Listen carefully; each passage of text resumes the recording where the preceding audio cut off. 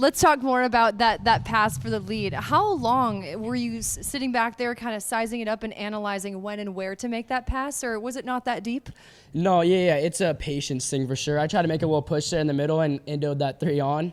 I had a feeling that was going to happen too. I was like, this is slippery. It's probably not the greatest idea, but I am gaining a lot of time. So after that, I was just like, let's just play the waiting game. I know I'm strong with like 2 minutes to go. I can, pick it up. So waited that out and, yeah, got him at the end. Okay. Hey, we're going to take it right off the top rope. All right, Hayden Dingen. Tyler from Track Talkers. Tyler from Track Talkers, man. You both named Tyler? Yes. Tyler from Track Talk, they both start talking? Yes. All right. Hey, you know how it is. This is my older brother. Yep. You have a little brother. Trust me. You guys are going to talk over. Yeah, they're trouble. Yes, Yep. exactly. We're a whole bunch of trouble Yep. in the family. But talking about your teammate right now, you were tracking down your teammate, Michael Mosman. You seemed like you put a lot of laps together. How was that, like tracking him down and kind of just having that comfortable factor in that main event? Yeah, it was nice. I got into a decent start, It was my goal is to come around that top 5. I feel like I can win these races. I mean, I personally think I can win these races, if I start further back, obviously, but that's not the goal. The goal is to start top 5 and get to the lead. And, got a decent start and just slowly picked him off. And by the time I got to second, Mosey was riding great. He was so consistent. Like, I'd make a little push, and it was inches, like it wasn't enough. So, I had to play my cards right and wait till the end when maybe fitness related and mistakes kind of caught up to the other riders, and I was able to capitalize. Will Hahn is your team manager. Adam from Track Talkers. Will Hahn's your team manager. He said he sat you guys down this week and had a little chit chat with you. Was it like, hey boys, you just need to settle down, or give us some insight into that conversation? No, he was just like, Max, you're too old to be bullying the little kids still. No, I'm just kidding. I'm just playing. No, we'll keep it. Lay it down. We're cool. It's good. I'm focused on myself. I'm focused on winning these races, and that's what I'm doing. And I have big goals ahead of me, and the last thing I'm doing is getting drugged down or focusing on something that's just really not necessary.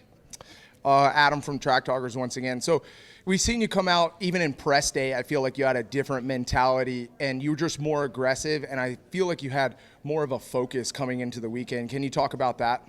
Yeah, I'm just hungry, really, man. I feel like this offseason, it was the hardest I've ever worked, and I feel like I need to pay respect to myself to be serious throughout these races and really go out there and dominate. And I feel like I was able to do that the last 2 weekends, and yeah. Congrats. Thanks. Well, let's talk about the track, Hayden. It was a very technical track. It seemed like it broke down. It had some very slippery spots.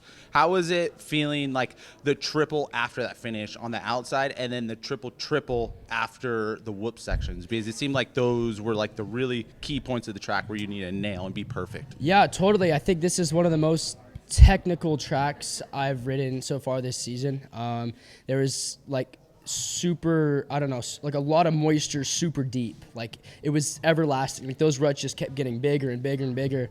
And I enjoyed it. I like when rhythms get hard and, the better guys kind of can separate themselves. And it was tricky though, especially after those whoops. I was like, every lap, I worked on these whips a million freaking times. So I'm like, just get them good every lap so I get this 3. And it worked. I think one of the big topics of the night is in those heat races, we've seen a triple after the finish line around the outside. That triple lip seemed to be very difficult and given a lot of the riders problems. They fixed it 4 or 5 times throughout the night. Can you give us some insight on why it was so hard before they fixed it and, why it was easier afterwards and why that was the line of choice? Yeah, I think that's, it's a hard situation because things can bite you, obviously. Like, me sliding and indoing off that 3 on, and things can bite you in there, but you really have to pay attention, especially in a heat race. I try and, make sure there's, anywhere sketchy. They just prepped the track. Like, they just had a break. Things are covered up. It's been soft all day. They've thrown soft dirt over it. So it's like, I always try and pay attention, but things can bite you out of nowhere like that. And we're professionals. That's how it is. This sport's gnarly, and things are going to happen. Congratulations on the night. Appreciate it. We do have some other media just joining us. But do you have a question? Oh, yeah. Hayden, what was it like finding yourself behind another teammate Or you're Yeah. just like, yeah, I got to get you. Yeah, I was like, shoot, I might have to park them just so the fans like me some more. No, I'm just playing. No, I try to make it a clean pass and make it stick. That's always my goal. I don't like to do a half-ass pass. I like to make a pass, make it stick, and go, and that's what I did, and just rode a comfortable race after that. Okay, we're going to get rolling. Michael Mosman, your 12th podium in this class, it sounds like. This was another big step in the right direction. It's been a continuous progression for you since A1. Does it feel like a big step in the right direction? I would say so, yeah. To have a really good start in the main event and, to lead a bunch of laps, have great pace. Definitely a big step in the right direction. It's exciting to see it all come together and, continue to progress. Tyler from Track Talkers. Michael, it seems like this has been kind of just building through last weekend and into this weekend. And I've seen you, throughout your whole career, and you have reinvented yourself. And now you're here, one of the title contenders. I think you put a staple on it tonight, being one of the few guys that can ride with Hayden and ride up front. How does that feel? Yeah, don't tell anyone. I want to stay under the radar. So don't tell anyone. Hayden, I'm not second in points. I don't need a target on my back. Just trying to keep getting steady finishes. I'm not trying to do anything crazy. I'm just riding my laps, and it feels awesome to be able to go really far down and to reinvent myself, like you said. It's been a lot of work and a lot of belief, and there was to just give you an example. So I get injured, 2023 or something. And then I was going to miss a certain amount of races. My pay got cut to 0. And they told me, hey, we're not re-signing you for next year. So now I'm injured, had to have surgery. I don't have pay. We're like, well, we don't have a ride here. And so it was like, all right, well, I think it was like one night we just realized, okay, there's nothing keeping us here anymore. So we immediately went to Florida. My wife got a job to try to make things come together. And through surgery, through everything, not even knowing if I would race again professionally, I missed like 3 days of training. I just never quit training and working towards something, and I had no clue what it would be. And so now to it's coming full circle to be established in this championship, 3 rounds in, 3 solid finishes, no big issues in any main events has been awesome. Adam from Track Talkers. We watched this main event, and I'm watching you and Hayden the whole time, and I'm like, oh my gosh, Mosman's going to get it. Is he going to pull this win off? And it just felt like I was saying that same thing over and over again. And it felt different tonight for you. And can you take us through the mental battle and the excitement of you on the track? I believing that you could have won tonight. Yeah, I didn't know who was behind me. I knew I had a bit of a gap and that I established kind of early on. And it was just a matter of trying to, all right, do my laps. Don't worry about who's behind me. Just stay focused on and just stay focused on what I'm doing, and just kind of remind myself, you can do it. But then also not getting so caught up in, oh my gosh, I'm winning. And to be able to be open-handed with that and be like, look, I'm going to ride my best. If that's a win, that's a win. If it's second, third, sweet. We move on good points. So I think that because I'm not just absolutely clean to that, and needing that for my ego and, my championship at this moment in time, it allowed me to ride it free. Dan Beaver, NBC Sports. First of all, thank you. I tried to give you the second podium last week. 3 top 5s now, though. You may have kind of already answered it. At your lowest point, did you think about quitting? And if so, how great is this to have such a great start to the season? Yeah, definitely. I think it's been well documented. I had a retirement party. The doctors, they more or less told me you should consider retiring. And they said it way too graphic, honestly. I'm not going to repeat it here, but just that, hey, you should probably retire. And So it was like, well, I guess that's that if the risk is too far. And then, we did more tests. I came in the doctor's office next time with more of a better attitude, like, hey, I want to do this. And he was like, oh, okay, well, this looks fine, that looks fine. Maybe it'll be fine. So those doctors for you. But, yeah, to be here, be established in this championship, feels great. Nicely done. Some more of that Anaheim magic, it would appear. I know this is a close-to-home race for you. After 3 rounds now, what have you learned? What are you taking into the next race? Yeah, I think it's just positioning yourself. But tonight, I think I started somewhere around 8th and worked my way up into 3rd. So if that's a little bit of a confidence booster, and come from mid-pack and get to 3rd, like if that's our worst positioning we're gonna do, then I don't know. We went back to doing starts this week. I struggled last week.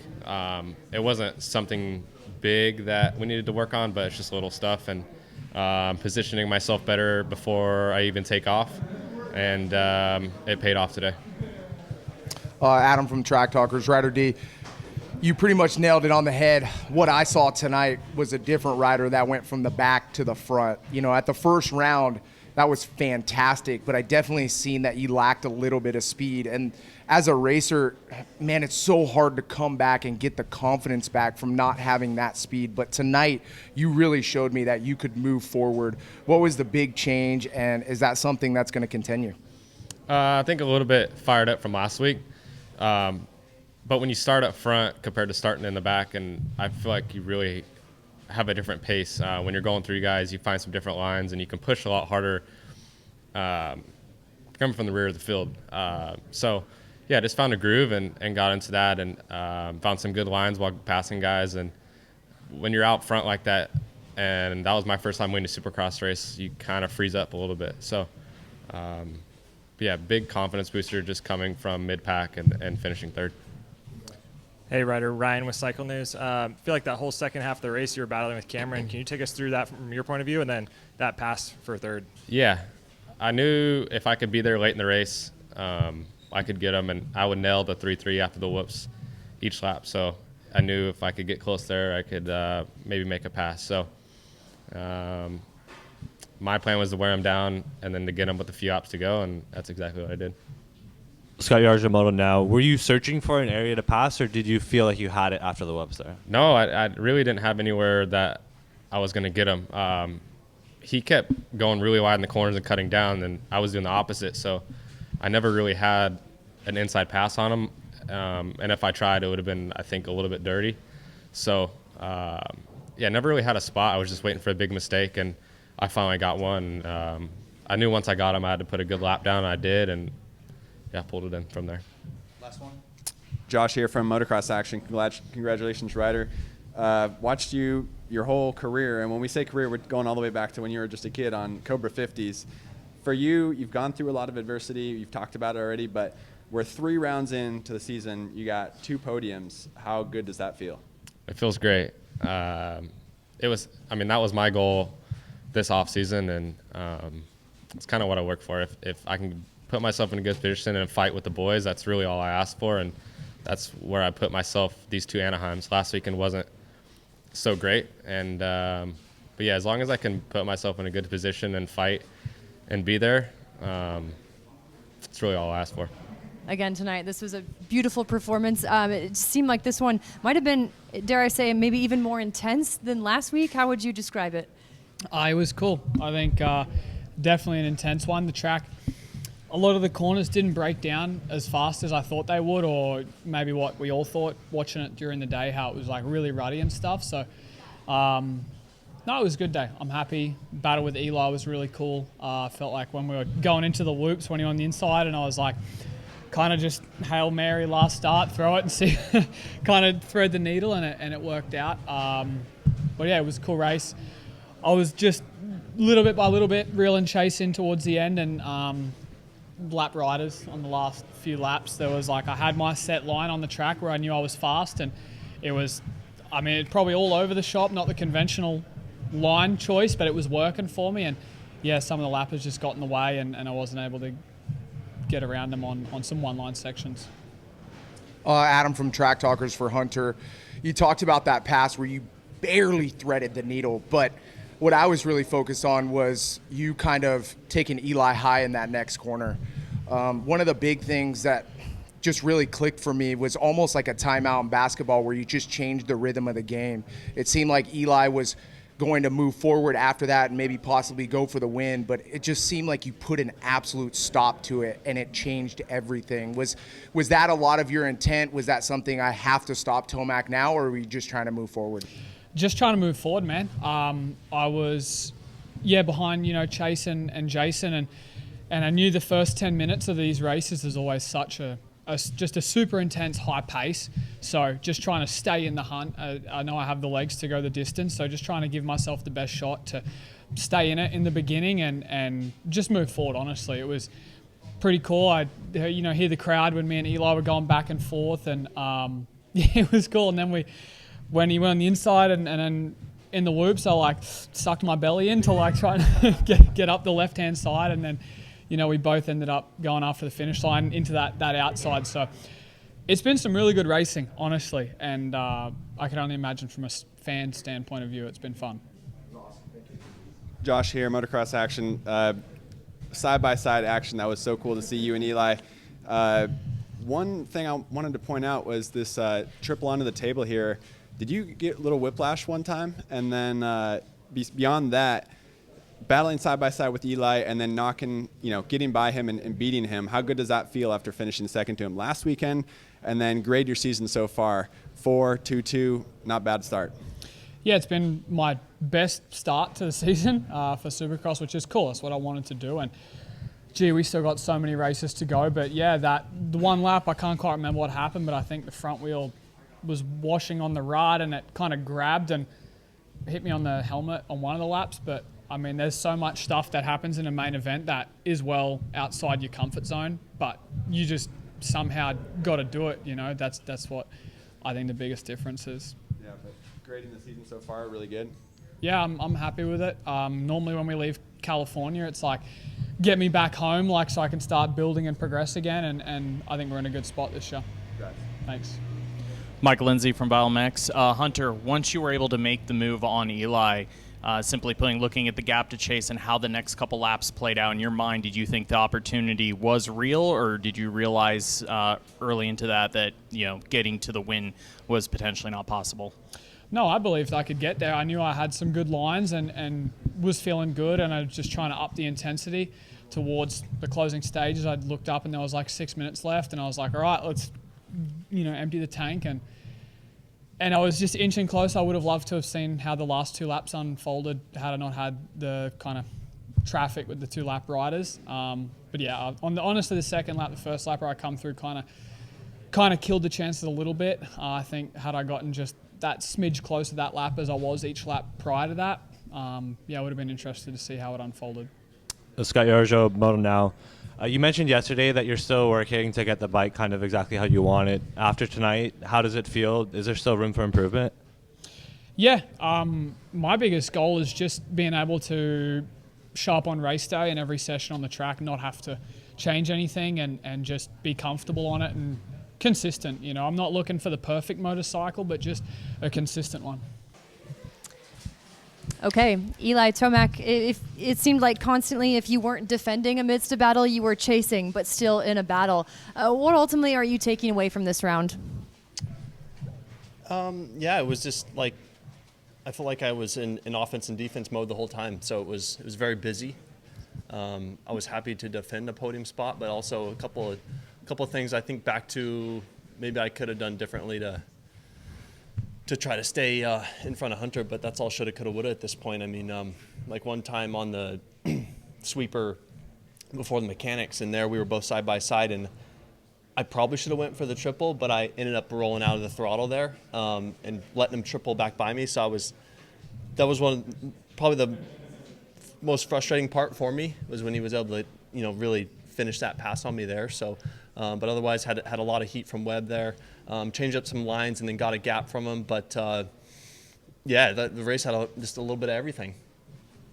Michael Lindsay from BioMX. Eli, the time you spent behind Anderson, did that kind of tighten you up and kind of take away some of your lines and your momentum? Because it looked like before getting caught up in his pace, you had a really good chance to run to chase. The early race pace looked good, but I mean, simply put, you had to finally put in that aggressive pass, and after that, did it just kind of knock you out of your rhythm?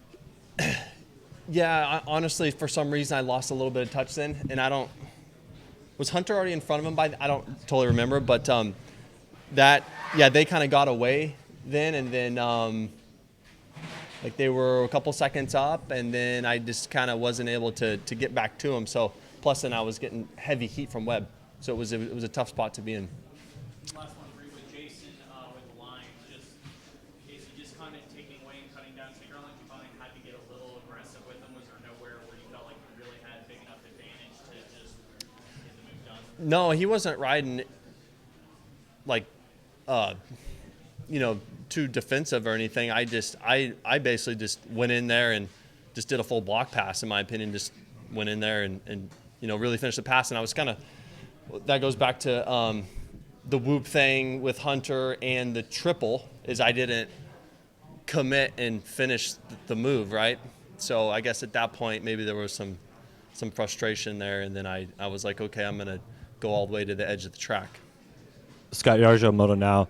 Was the track hard to pass on? It seemed kind of one-lined. It was a mix. I mean, there was definitely, you could make the move in that 90 before the whoops. Like, that was an easy spot. If guys were going outside, like, you were going to make the pass there. It was just like, how were you going to defend it? So that was a good spot for passing. Other than that, we're all hauling the mail, and it's fast paced. So you kind of have to either wait for a mistake or make something happen. Adam from Track Talkers. Sometimes in these races, especially when you feel good on the night, there's a single moment where you wish you could have had that back or made a change. Mm-hmm. For you, Eli, what was that moment? And also, you have 2 rounds in and you got 2 wins. How important was this win, and what was the focus? Well, if I could have something back, it was the whoop thing with Hunter, having him get back by me, and that kind of changed the momentum. He got back into second there, and then I was in third, or I don't know if Anderson was still up there at that point. Anyway, and then all of a sudden I was trying to fend off the attack from Webb. So that was a big moment for me, and like, darn, it's something that you would want back. I mean, I would want back. And I don't know what, I already forgot your second one. 2 rounds in, you have 2 wins. How important is this win at A2, really, if you already got 2 under your I mean, good to finish or get through this with the podium here. So, man, if you told me at the beginning of the series I would go 1-1-3. That's an awesome start. So I'm proud of the team. That was literally my question. How would you feel coming in knowing that you went 1-1-3? But that's awesome. Battling side by side with Hunter Lawrence, you guys were literally side by side for a while there. Take us through that, and then take us through the track. Like, how did this track break down? It looked like a lot more traction, a lot more moisture than it did at Anaheim 1 with all the wind. Yeah, I mean, just neck and neck with Hunter there. Like I said, those moments are really hard when you're right next to a guy on a bending triple. It's just like, do I want to commit here? I probably would have had the room, but I didn't. Yeah, so it's a good race and good battling, and I'm really bad at remembering your second questions tonight. In the track, it was. I mean, yeah, it's a tough condition. The rhythm lane in the heat race was pretty rowdy. The long rhythm lane, like, it was like an East Coast race, to be honest. Like, there was not any hard pack out there. The heat race, and they actually cleaned it up for the main. It was easier to go down that lane, but heat race was kind of chaos. Like, the cross rut thing would still happen. And the SMX kids were after you guys in the heat race. Yeah, that would. I mean, I see why there's some carnage. Like, the track is gnarly, and it was the toughest track actually was that heat race without all those ruts. Nick Stewart with MotoOnline.com. For you, Eli, this is 3 rounds now where we've seen you get off the bike, 2 wins, a third. The excitement's there, even for you tonight, getting off the bike. There was so much excitement that you are genuinely enjoying this ride with Red Bull KTM. Can you just talk about that in the last 3 weeks as being probably the best version of someone getting on a new bike that we've seen? Well, there's always hope that you're going to, get some wins, get some podiums right away with the new team. It's not always the outcome, but we've had that good outcome. So, yeah, but it didn't come just out of thin air. Like, it's plenty of preparation, and and throwing ourselves in a lot of different condition and tracks and trying to show up ready. So it's been a great start for us. Well, welcome, Jason Anderson. Jason, that was a brilliant start leading those laps. I saw what looked like a lot of precision from you tonight. Just how are you feeling about you and the team's performance? It seems like this is a breakthrough for the season at least. Yeah, for sure. I was super excited, obviously, to start off the year getting a top 5 at the first round, and had a tough round last weekend. But it's nice to be able to show how good our motorcycle is. I think we've been working hard. I think the motor's really well, and I just need to get myself a little bit better to be able to hang on with those front guys for the whole time. But it was nice to ride out front, and nice to have some clean air to where I could be, have precision without chaos around me. So it was cool. Ryan with Cycle News. Great ride tonight. It was Thank really you. cool to see you up front for so long. Yeah. Can you take us through that pass with Eli, just from your point of view, what you thought about it? Yeah, I mean, last weekend I was a little under the weather and I threw the anchor out at lap 4. And this weekend, it's not like I was necessarily tired. I just knew I didn't have the pace the whole time. So, I mean, I covered the corner, and Eli had to, he had his own thing going. He was moving forward. So, yeah, I'd have done the same thing to him. So, Adam from Track Talkers for Jason. We talked about and seen how much progression you've had on this new bike, on the Suzuki, from WSX all the way till now in Supercross. But tonight, it felt like a huge jump to see you out front. Yeah. You talked about little things that you found within yourself that you need to be able to finish off. What exactly are those things, and what did you learn being out front? Yeah, I think obviously just having confidence in my speed with the motorcycle to be out front. It's not like I've been setting the world on fire in qualifying or anything like that, but I've been pretty solid. So to be out front and to be able to run that pace and not feel too uncomfortable running that pace was nice. Just being able to have that little extra, that dig that I feel like I've been missing is something that I need to figure out how to do. And from San Diego to now is obviously way better. And then I just want to be able to keep working forward with just me personally, because I think our motorcycle's obviously ready to do well. You've seen Kenny on the podium the past couple weekends. Puts me out front. So I just need to make it happen. Yeah, thank you. Josh here from MXA. Yeah. Suzuki 450, you guys are the only ones kickstarting it on the starting line, but you look so comfortable out there. You look just like you're riding your own race. You weren't trying to hold on to the lead super tight. You were I'm just doing my thing. Yeah. And so tell us about how you feel with the team. Is there something kind of like an underdog feeling you have riding with the yellow front fender, and then working with Mohead? And also, I didn't see the podium, I guess when you're on the podium, are you going to be holding a Twisted Tea and a Monster? Because people are wondering that question. Double fisting. Yeah. Now, yeah, obviously for me it's kind of nostalgic, and even with Kenny, it's like we grew up with the yellow fender, so it's kind of cool to be here, and the motorcycle's really good. I feel like it's kind of got a bad rap over the years, but I think between the team, Larry, everyone, I think we've put a lot of work into this motorcycle, and it's really cool to see it happen, and the group of people is super cool. I feel like it's not necessarily as corporate. It's like a family over there,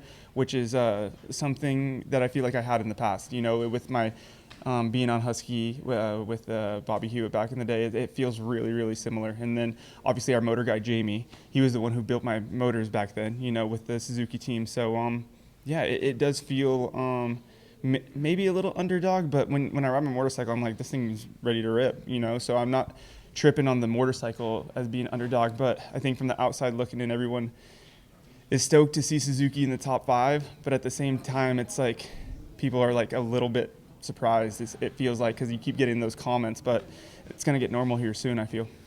Yeah, thank you. Next up with MotoOnline.com for you, Jason.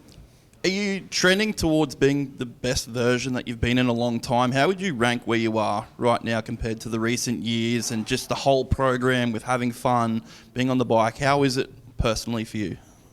Yeah, it's hard to say, because I feel like you always want to be, when you were winning, everyone's like, you want to be that, but sometimes I think just the guys are just better, so it's hard to say I'm as good as I was or anything like that. I think I'm older, so there's a lot of times where I'm not threading the needle as much and I'm just checking up, but at the same time I'm just focusing on trying to make my own progress and enjoy it. I think during the week with the team, everything like that, we're having a good time, but I want to be good still. You know, it's not like I'm racing to come out and just ride around. You know, I still want to be on the podium, and that's where I believe I am as like a racer. You know, I believe I'm a podium guy and in the top 5, and that's what I want to prove to myself more than anything. Michael Lindsay, VileMX. Jason, a little bit off the direct racing subject, but in general going into this year, Ken Roxon's been kind of the marquee guy at PMG by himself. You came in this year, you moved back to Florida, Sandbox. You guys are now teammates. You guys have been competitors for a year. Tell us a little bit about the dynamic between you guys, how you guys are getting along, you know, training together, the whole 9 yards. Yeah, I mean, I think me and Kenny are just so much older in a different part of our lives to where when we go to the track, we just hang out. You know, it's not a big deal. Like, even when we race and stuff like that, like, it's kind of been enjoyable because I feel like me and him have became a lot closer as just friends and stuff like that. So even when we race and stuff like that, if he's going faster than me, I'm like, I just try and get him to get going, and I can hang on the back of him. And then sometimes I'm hoping that I'm going to be better and maybe he can hang on the back of me. But at the end of the day, it's nice to be able to have someone that you can like dig with, you know, and some days we do a 20 together, some days we do it by ourselves, you know, so it depends on how we feel. But it's nice mentally to keep it light during the week and be able to have someone that is on the same boat as you as far as, you know, how you roll with that. Thanks, Jason. Yeah, thank you. Okay. Thank you, Chase. Congratulations. This is a big one and a breakthrough. Throughout the course of the day, was there maybe a range of emotions that you experienced? Just take us through the day, start to finish. I mean, yeah, I qualified fastest, but I didn't finish the last session. It was a little bit unfortunate going down on the whoops. I was pretty upset with myself. I couldn't finish the practice because my bars were bent, so I just went back. And then the heat race felt good again and went down.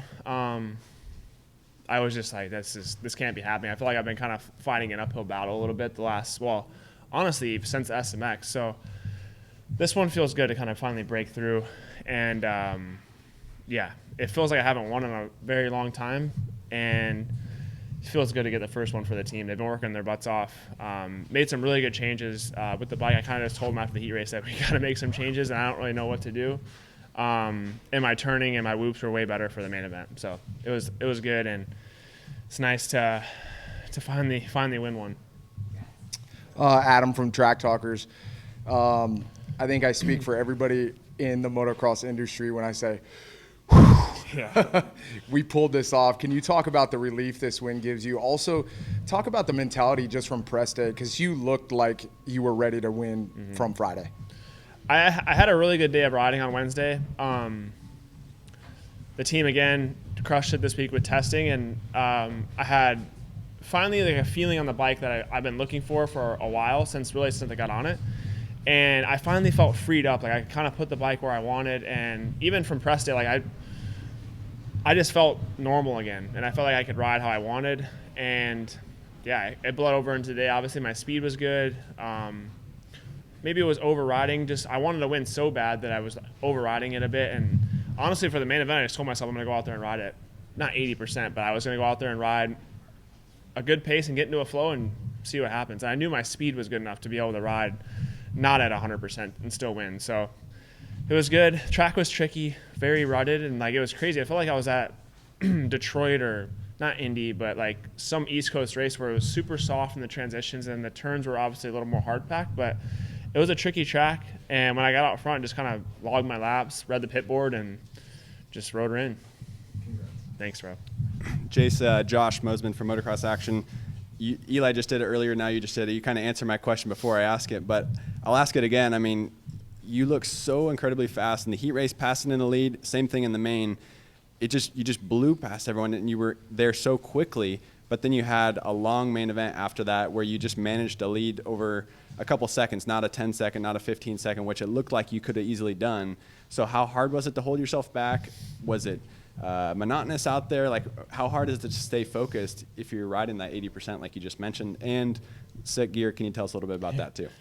I feel like I did have a good speed differential today, just from practice, and even the heat race. I feel like I was a lot faster, still didn't win it. And in the main event, I just told myself, if I get a good start, I can make passes pretty easily, because I feel like I had good speed, and I feel like my rhythm sections, like getting down the lanes fast, was really key, and I was pretty good at that. So After that, I just had to hit my marks. It was, like I said, a tricky track to kind of be out front. It kind of did feel like Indy. Like you just would sit into stuff and it was soft, and it didn't feel like California whatsoever. It feels like the opposite of Anaheim 1. Anaheim 1 was dry and dusty, and this one was like soft and spongy. So, yeah, solid main event. That's how I like to win them. It makes it a lot easier on yourself coming not from 7th or 8th place, coming up from, I think I was 2nd off the start. So, but yeah, and the gear was really cool to win. Wearing this stuff. Obviously, everyone knows I've been going to Hawaii the last 4 or 5 years, and even before that, I ended up. I think it was my agent Beaker got me to watch "Kissed by God," which is Andy Iron's like documentary and based like his life story. And the guy had like the best style. Was the only guy to beat Kelly Slater straight up 3 years in a row. And I think his surfing did his talking, and I got to know Axel, his kid, and his wife Lindy when I went to Kauai. And all my buddies obviously are pretty close with them, so I kind of got to know them. And Axel started riding, and have ridden with him a little bit. And it just kind of seemed natural to do a gear set in tribute to Andy. And Lindy and Axel were down there at the podium, and then Bruce, his brother, FaceTimed, and he was super stoked. So it's pretty cool to wear something that's really not for me. It's for Andy, and they're very happy about it, which was really special. So I'm pumped I got to win in it, and yeah, it was nice to be in cool gear and also win.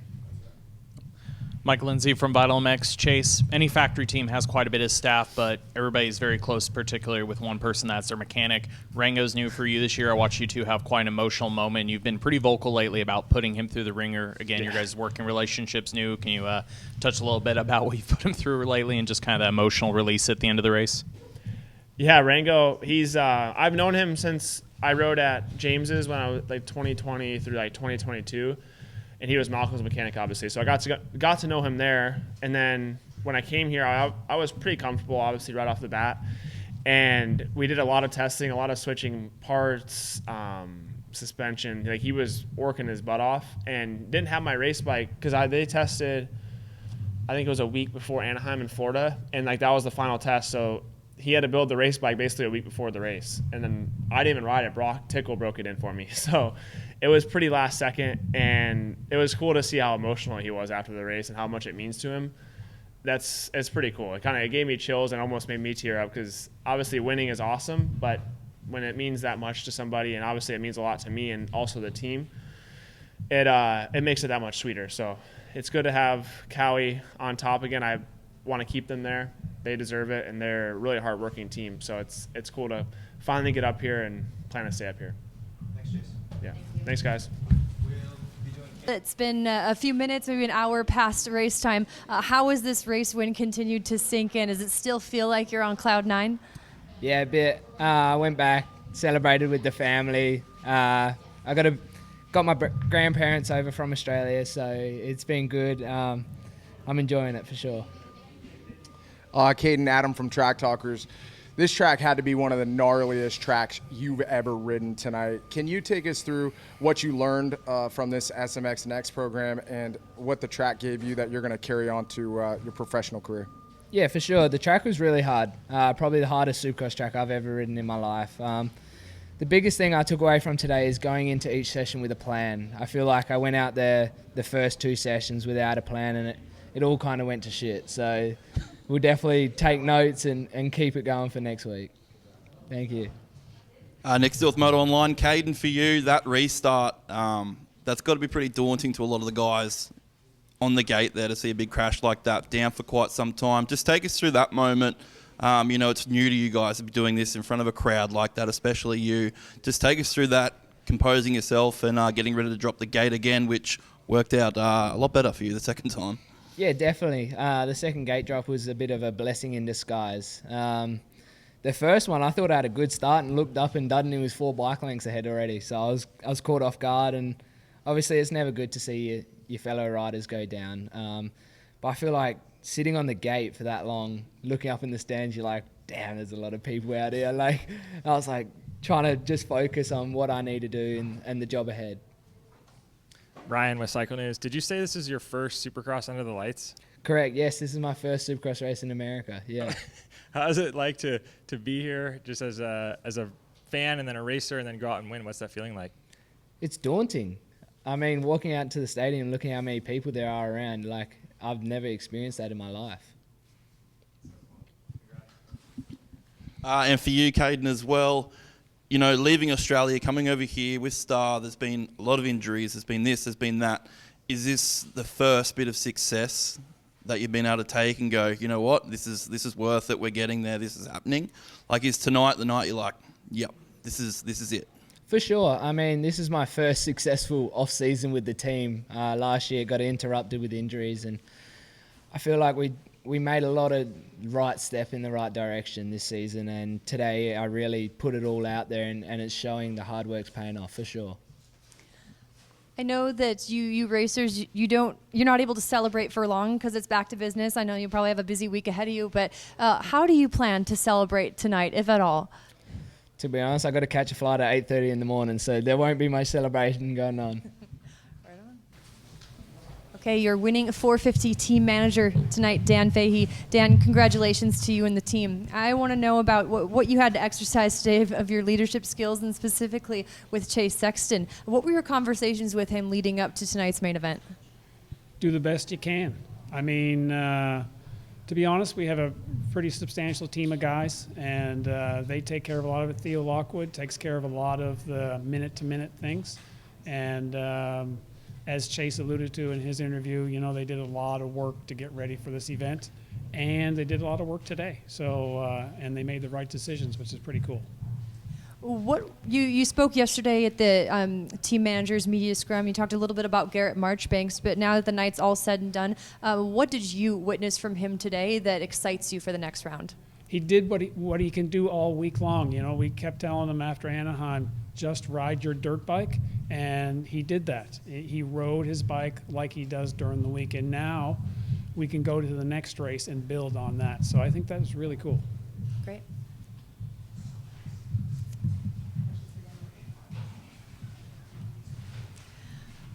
Well, what is next on the list for, you talked a little bit about Garrett Marchbanks there, but for Chase going into this week, have you had a chance to materialize plans for what Chase wants to work on next, what you want him to work on? Sure. We're going to work on the bike a little bit more this week and capitalize on what we learned in the main event, like Chase said, and then we'll head to Houston and see if we can't do it again. That's the goal.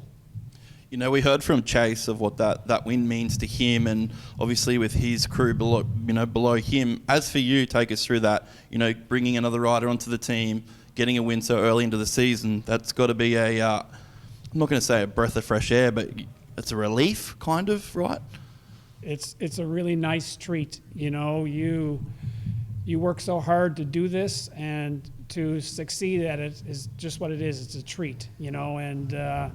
You get 2, 3, 4 in a row, or whatever. You get 2, 3, 4 of them. Sometimes you take it for granted, but it's been a while since I've been here talking to people like you, and it's a really, really nice treat to have that opportunity. I can tell you that for the whole team. Dan Beaver, NBC Sports. With the 2 incidents for Chase, how much work did you guys have to do on the bike, and what was it? Coming into Anaheim 1, you know, we did a lot of work leading into it, like Chase said. It didn't work out the way we wanted it to, so we had to do a bunch more work. And we went to San Diego. Honestly, in San Diego, things were okay. We needed to refine things a little tiny bit, and we did. And then we refined things, less of a gap, I'll say, today, but we refined things again today, and it worked out great. So. Were there any anything on the bike this round with those 2 incidents that you guys had to fix? Sorry. With the 2 incidents with the trips to the ground? Oh. Was there anything that you guys had to fix during this round before the main? It was just twisted up handlebars in the whoops and stuff like that. Other than that, that was it. Yeah.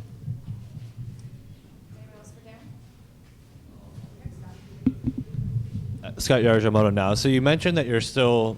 It sounds like you're still like trying to evolve the bike even after the win tonight. You said you're going to go out in the week and try and continue to improve it. What exactly is it that Chase is, I guess, chasing for? What is that feeling that he's missing? Well, I think like for me, our job is to customize the bike for our guy, and that's a constantly evolving process. You can imagine as you go faster, the bike needs to change to meet those needs. So the more comfortable he gets, the faster he gets. Even if you know the destination, you have to get there by step by step. And we've been doing those steps, and we will continue to do those steps. And hopefully, the steps get smaller and smaller because you're getting closer and closer to the target. So do I expect massive changes next week? No. I'm not sure if that's going to be the case, but we're going to see. Speaking about the bike, you know, from the first round to the second round, there was pretty big changes with it. How drastic of a change have you got in a motorcycle between Anaheim 1 and tonight? How big of a difference really have you guys sort of gone on to that bike? So pretty significant from Anaheim 1 to Anaheim 2, I would say. You know, we changed some pretty significant parts, and then from Anaheim 2, from San Diego to Anaheim 2, there are more refining changes, you know, settings, basic things. Chase is very good at, you know, we did a lot of work testing suspension and everything else, and we get to a point and we're like, you know what, it still hasn't scratched the itch. We need to change something else. So that's why we made changes to some other hard parts, we'll say, and then we changed the suspension to match those parts. Chase, spending so much time on the East Coast, is this something you expect to get better and better as this thing heads east, where it's a little bit more comfortable to what he's used to or what he trains on? Is that something you guys are prepared for? I don't think of it that way. You know, for us, as far as the East versus West goes, I think it's more rider specific.